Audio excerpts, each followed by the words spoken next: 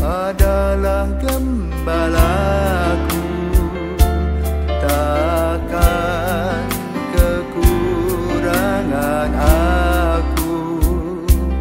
Ia membaringkan aku di padang berumput hijau. Saudara-saudara yang terkasih di dalam Kristus, selamat pagi. Salam jumpa lagi dalam Sabda Siap Saji, Selasa 18 Juni 2024, hari biasa pekan ke-11.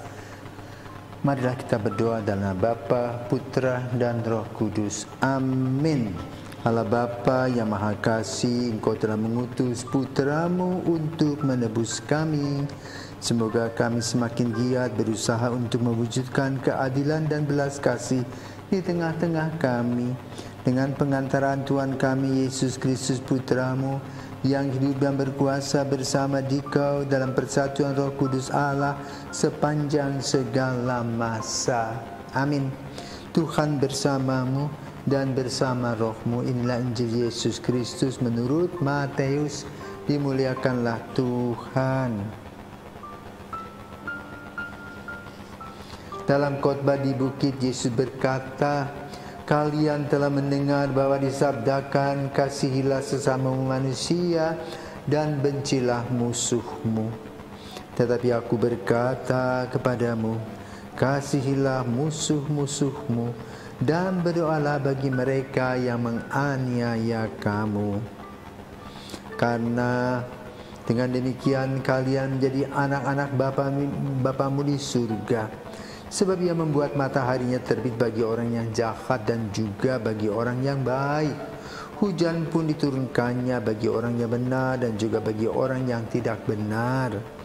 Apabila kalian mengasihi orang yang mengasihi kalian, apakah untungmu? Bukankah pemungut cukai juga berbuat demikian? Dan apabila kalian hanya memberi salam kepada saudaramu saja, apakah lebihnya dari perbuatan orang lain? Bukankah orang yang tak mengenal Allah pun berbuat demikian? Dan apabila kalian hanya memberi salam kepada saudaramu saja, apakah lebihnya dari perbuatan orang lain? Bukankah orang yang tak mengenal Allah pun berbuat demikian? Karena itu kalian harus sempurna, sebagaimana Bapamu di surga sempurna adanya. Demikianlah sabda Tuhan, terpujilah Kristus. Para pisawan sekalian, selamat pagi.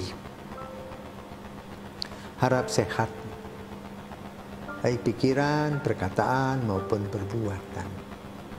Hari ini Injil masih membahas tentang sabda bahagia.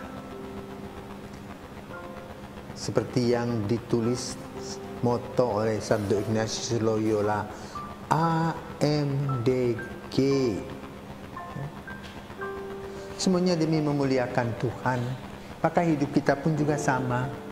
Kita harus bisa mengolah dan berkualitas, mempunyai martabat yang terbaik, yang berbeda dengan orang-orang yang lain yang ditampilkan di dalam Injil pada hari ini, mana menggunakan bahasa dunia. Yaitu apa?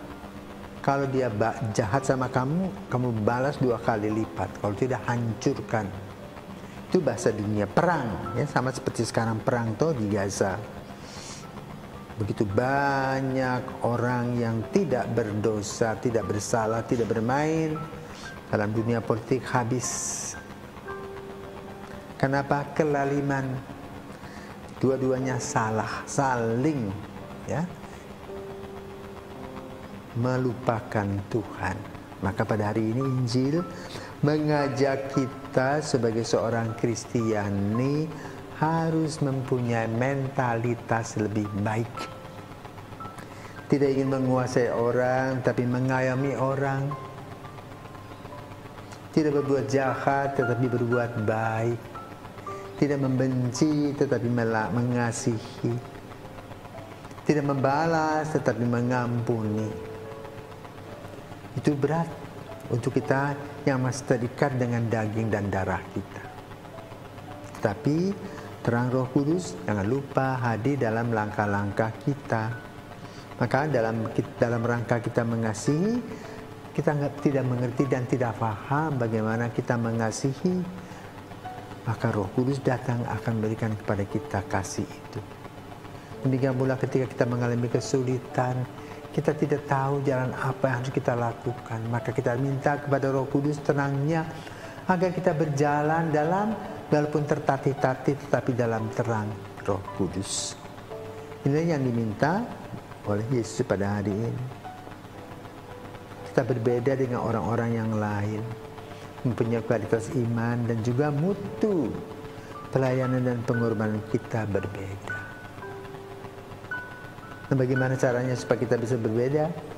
Kita mengosongkan diri, membiarkan Roh Kudus hadir dalam langkah-langkah kita, sehingga kita bisa berjalan walaupun tertatih-tatih tetapi dalam terang Roh Kudus.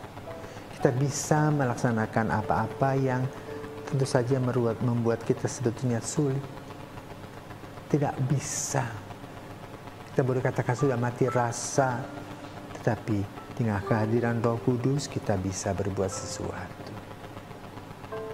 Membantu sesama semampu kita, mendoakan sesama sejauh kita masih bisa mendoakan. Dan membawa semua persoalan itu kepada Tuhan. Maka kita akan tampak sebagai orang yang diteguhkan, orang yang dipanggil, yang dibenarkan dan dimuliakan Tuhan. Kenapa? Dalam pikiran, perkataan dan perbuatan kita yang tidak mengikuti arus dunia ini, tetapi melawan arus. Bukan keburukan yang kita lakukan, tetapi kebaikan. Bukan kebencian yang kita lakukan, tapi cinta kasih. Mari saudaraku terkasih, kita datang bersujud di hadapan Tuhan setiap waktu agar kita diubah sebagai orang yang penuh dengan noda dosa, diubah menjadi orang yang mau dikatakan takut akan dosa. Sehingga dengan demikian kita pada waktunya akan bahagia. Kenapa? Kita disempurnakan. Mari kita berjuang, mari kita setiap waktu membiarkan Tuhan memberkati kita. Tuhan memberkati pagi